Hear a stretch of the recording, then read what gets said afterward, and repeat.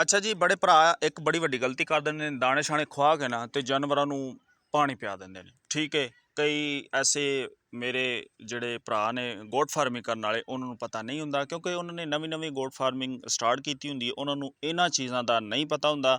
ਔਰ ਮੈਂ as a experience ਦੇ ਤੌਰ 'ਤੇ ਤੁਹਾਨੂੰ ਇਹ ਗਾਈਡ ਕਰਨ ਲੱਗਾ ਕਿ ਦਾਣੇ ਖਵਾਉਣ ਤੋਂ ਬਾਅਦ ਤੁਸੀਂ ਆਪਣੇ ਆ ਜਿਹੜੇ ਬੱਕਰੇ ਨੇ ਨਾ, ख़ਾਸ ਤੌਰ ਇਹਨਾਂ ਨੂੰ ਗਰਮੀ ਦੇ ਮੌਸਮ ਦੇ ਵਿੱਚ ਤੁਸੀਂ ਪਾਣੀ ਫੌਰਨ ਨਹੀਂ ਪਿਆ ਸਕਦੇ। ਠੀਕ ਹੋ ਗਿਆ। ਤੇ ਇਹ ਜਨਾਬ ਵੇਖ ਲਓ ਜੀ, ਇਹ ਬੱਕਰੇ ਨੇ, ਇਹਨਾਂ ਨੂੰ ਮੈਂ ਪੱਠੇ ਪਾਏ ਨੇ, ਹਰੇ ਦੇ ਪੱਠੇ ਆ ਲੂਸਨ ਸੀ ਸਾਡੇ ਕੋਲ, ਇਹ ਵੇਖ ਲਓ ਖਾ ਰਹੇ ਨੇ। ਤੇ ਇਹਨਾਂ ਨੂੰ ਜਿਹੜੇ ਦਾਣੇ ਆ ਨਾ, ਉਹ ਮੈਂ ਜਨਾਬ ਪਾਉਂਦਾ ਵਾਂ ਸੁਬਾਹ ਦੇ ਟਾਈਮ ਭੇਂ ਕੇ, ਰਾਤ ਨੂੰ ਭੇਜ ਦਈਦਾ।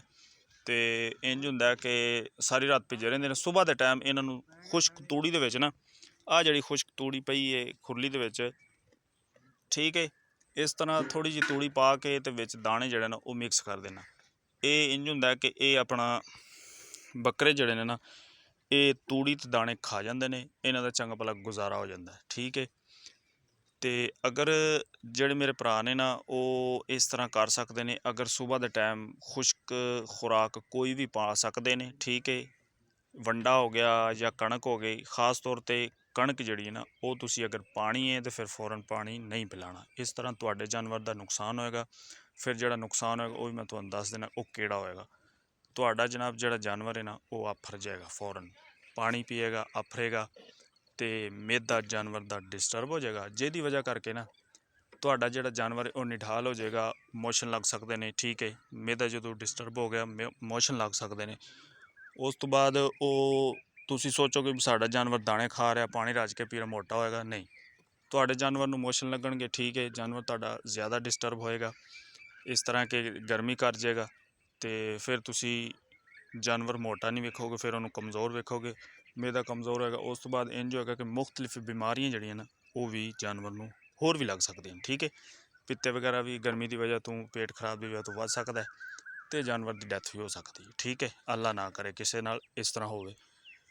ਲਿਹਾਜ਼ਾ ਜ਼ਰੂਰੀ ਹੈ ਤਾਂ ਇਹੀ ਮੈਂ ਤੁਹਾਨੂੰ ਦੱਸਣਾ ਚਾਹੁੰਦਾ ਕਿ ਤੁਸੀਂ ਦਾਣੇ ਪਾਣੇ ਨੇ ਅਤੇ ਜਾਨਵਰ ਨੂੰ ਫੌਰਨ ਪਾਣੀ ਨਹੀਂ ਪਿਲਾਉਣਾ। ਅਗਰ ਤੁਸੀਂ ਪਿਲਾਉਣਾ ਵੀ ਤਾਂ ਕਮ ਸੇ ਕਮ 2 ਘੰਟੇ ਤੋਂ ਬਾਅਦ। ਠੀਕ ਹੈ, ਅਤੇ ਇਹ ਜਨਾਬ ਤੁਸੀਂ ਆਪਣੇ ਜਾਨਵਰਾਂ ਦੀ ਇਹਤਿਆਤ ਕਰਨੀ ਹੈ।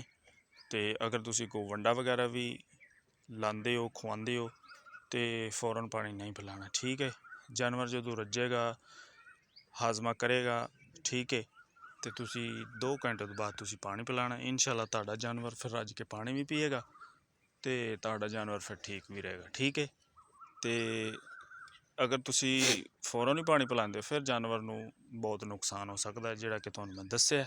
ਠੀਕ ਹੈ, ਅਤੇ ਇਹ ਹੈ ਜੀ ਮੇਰੀ ਅੱਜ ਦੀ ਵੀਡੀਓ, ਕਿਉਂਕਿ ਮੈਂ ਇਹ ਚਾਹੁੰਦਾ ਕਿ ਮੇਰੇ ਜਿੰਨੇ ਵੀ ਗੋਟ ਫਾਰਮਰ ਭਰਾ ਨੇ ਉਹਨਾਂ ਦਾ ਨੁਕਸਾਨ ਨਾ ਹੋਵੇ, ਜਿਹੜੇ ਨਿਊ ਨੇ। ਠੀਕ ਹੈ, ਕਿਉਂਕਿ ਮੈਂ ਕੁਛ 2 ਸਾਲ ਦਾ ਮੇਰਾ ਐਕਸਪੀਰੀਅੰਸ ਹੈ, 2-3 ਸਾਲ ਦਾ, ਇਸ ਕਰਕੇ ਮੈਂ ਐਜ਼ ਏ ਇੱਕ ਐਕਸਪੀਰੀਅੰਸ ਦੇ ਤੌਰ 'ਤੇ ਆਪਣੇ ਭਰਾਵਾਂ ਨੂੰ ਇਨਫੋਰਮ ਕਰ ਰਿਹਾ, ਤਾਂ ਕਿ ਮੇਰੀ ਇਹ ਗੱਲ ਜ਼ਿਆਦਾ ਤੋਂ ਜ਼ਿਆਦਾ ਨਿਊ ਗੋਟ ਫਾਰਮਰ ਤੱਕ ਪਹੁੰਚੇ ਔਰ ਉਹਨਾਂ ਦਾ ਫਾਇਦਾ ਹੋ ਸਕੇ। ਠੀਕ ਹੋ ਗਿਆ ਜੀ, ਇਹ ਹੈ ਜੀ ਮੇਰੀ ਅੱਜ ਦੀ ਵੀਡੀਓ। ਇਨਸ਼ਾ ਅੱਲਾ ਫਿਰ ਇੱਕ ਅੱਛੀ ਵੀਡੀਓ ਨਾਲ ਤੁਹਾਡੀ ਖਿਦਮਤ 'ਚ ਹਾਜ਼ਰ ਹੋਣਾ ਜੀ। ਮੈਨੂੰ ਦਿਓ ਇਜਾਜ਼ਤ, ਅੱਲਾ ਹਾਫਿਜ਼।